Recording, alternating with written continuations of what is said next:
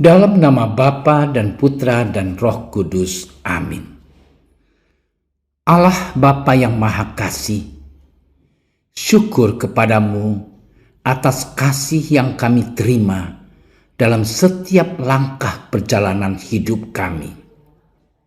Bapa, kini kami ingin menimba kekuatan dari sabdamu yang akan kami renungkan hari ini.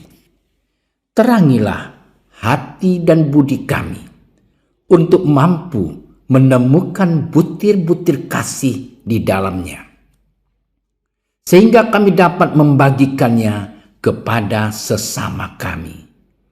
Engkaulah Tuhan yang berkuasa dulu, kini, dan sepanjang segala masa. Amin.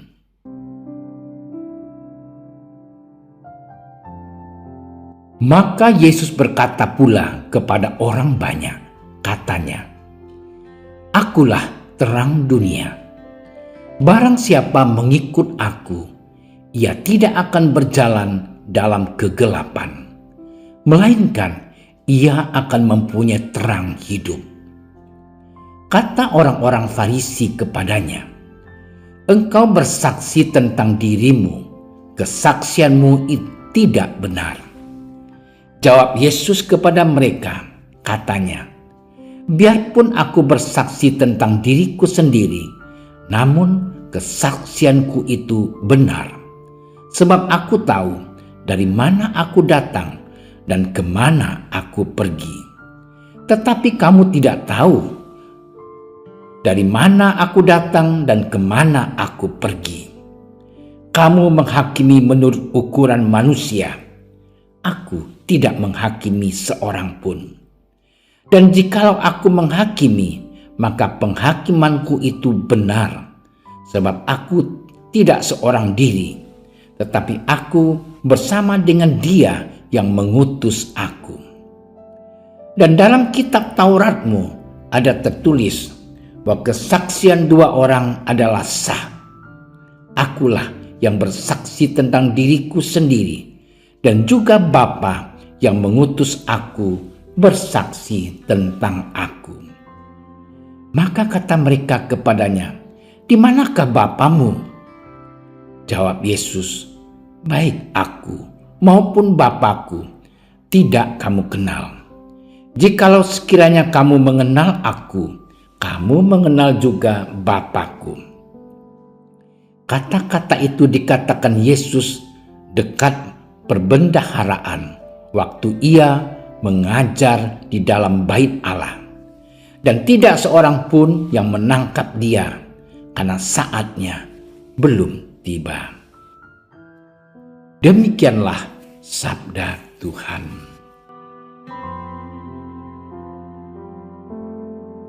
Saudara dan saudariku yang dikasihi Tuhan, bacaan Injil yang baru saja kita dengarkan mengisahkan tentang kesaksian Yesus mengenai dirinya sendiri.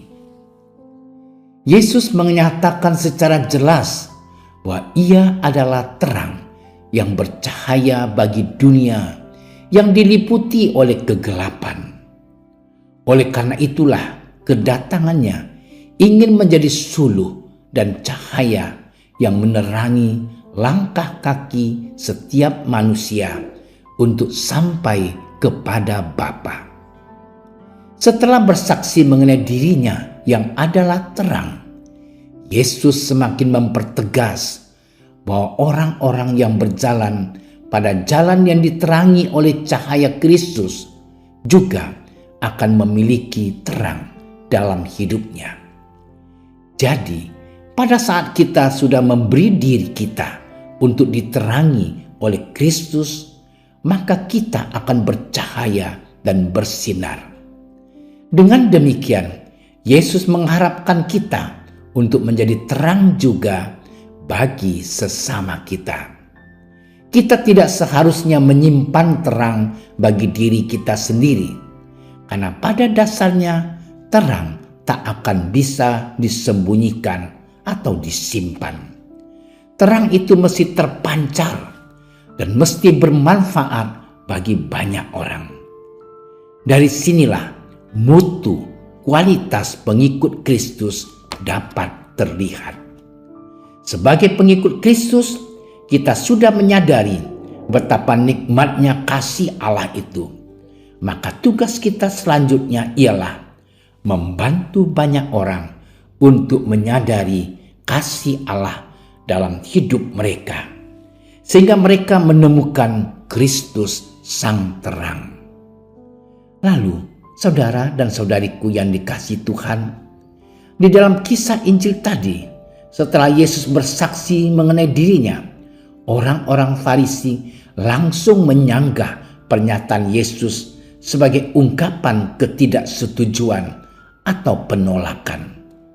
Orang-orang Farisi mengatakan bahwa kesaksian Yesus itu tidaklah benar. Mereka mempertanyakan bagaimana mungkin seseorang bersaksi tentang dirinya sendiri. Dan Yesus pun menanggapi pernyataan mereka dengan mengatakan bahwa kesaksian yang ia nyatakan adalah kesaksian yang bersumber dari Bapa. Yesus yang diutus oleh Bapa adalah terang bagi manusia. Dan oleh karena itulah kesaksian mengenai terang itu merupakan sebuah kebenaran. Di balik protes dan sanggahan mereka itu, orang-orang Farisi menyimpan rasa tidak suka dan amarah. Saudara dan saudariku yang dicintai oleh Kristus, kerap kali kita memposisikan diri kita sebagai orang-orang Farisi. Terkadang kita meragukan kuasa dan terang Allah. Pada saat kita merasa susah dan sedih, kita malah memilih untuk marah kepada Tuhan. Pada saat kita sakit dan menderita, kita terkadang menuduh Tuhan sebagai pihak yang bersalah.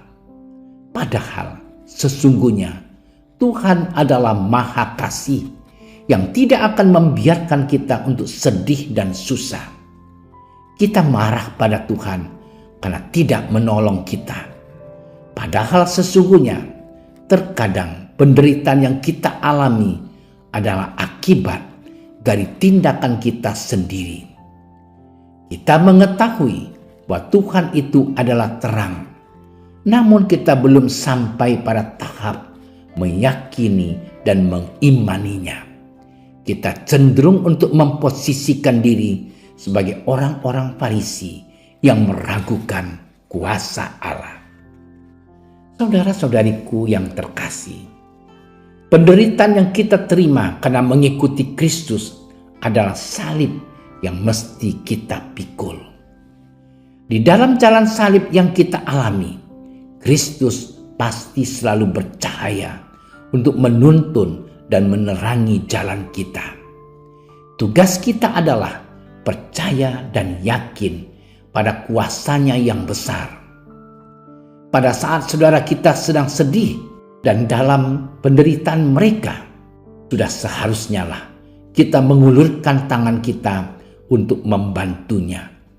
Jangan hanya berdiam diri dan menyaksikan saja, karena dengan membantu mereka, kita sudah menunjukkan bahwa kita telah berjalan pada jalan yang diterangi oleh Kristus.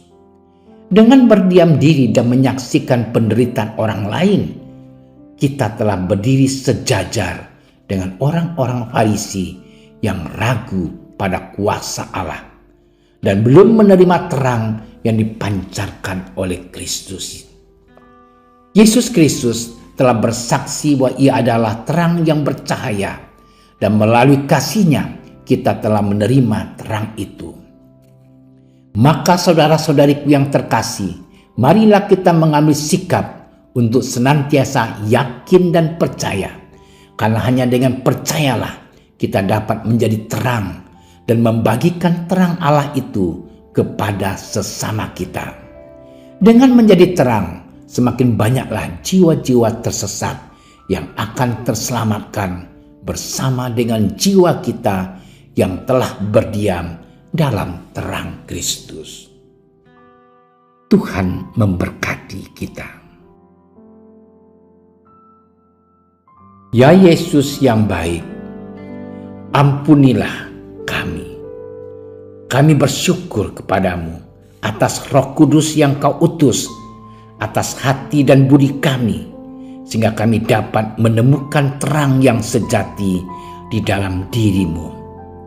Kini kami hendak membagikan terang yang telah kami terima darimu. Bantulah kami dalam setiap usaha baik kami, sehingga dengan demikian semakin mulialah namamu dan semakin banyaklah orang yang menemukan terang dalam hidup mereka. Amin. Kami berdiri di hadapan-Mu, ya Roh Kudus, pada saat kami berkumpul di dalam nama-Mu. Bersama-Mu sendiri yang membimbing kami, membuat diri-Mu nyaman berdiam di hati kami. Ajarilah kami jalan yang harus kami tempuh dan bagaimana kami harus mengikuti jalan itu. Kami lemah dan berdosa. Jangan biarkan kami mendukung kekacauan. Jangan biarkan kebodohan menuntun kami ke jalan yang salah. Jangan pula keberpihakan mempengaruhi tindakan-tindakan kami. Kiranya kami menemukan di dalam Engkau kesatuan kami, agar kami boleh berjalan bersama menuju kehidupan abadi dan tidak menyimpang dari jalan kebenaran dan apa yang benar. Semua ini kami mohon kepadamu yang berkarya di setiap tempat dan waktu dalam persekutuan dengan Bapa dan Putra untuk selama-lamanya. Amin. Bapa kami yang ada di surga, dimuliakanlah nama-Mu. Datanglah kerajaan-Mu. Jadilah kehendak-Mu di atas bumi seperti di dalam surga. Berilah kami rezeki pada hari ini, dan ampunilah kesalahan kami, seperti kami pun mengampuni yang bersalah kepada kami. Dan janganlah masukkan kami ke dalam percobaan, tetapi bebaskanlah kami dari yang jahat. Amin. Salam Maria, penuh rahmat, Tuhan sertamu. Terpujilah engkau di antara wanita, dan terpujilah buah tubuhmu Yesus. Santa Maria, Bunda Allah, doakanlah kami yang berdosa ini, sekarang dan waktu kami mati. Amin. Kemuliaan kepada Bapa dan Putra dan Roh Kudus, seperti pada permulaan, sekarang, selalu, dan sepanjang segala masa. Amin. Dalam nama Bapa dan Putra dan Roh Kudus. Amin. Terima kasih sudah menyaksikan renungan hari ini. Jangan lupa like, subscribe, dan aktifkan tombol loncengnya agar Anda yang pertama mendapatkan notifikasi updatean renungan harian dari Komsos Keuskupan Padang. Dan bagikan ke sosial media agar saudara-saudara kita dapat mendengarkan dan merenungkan firman Tuhan.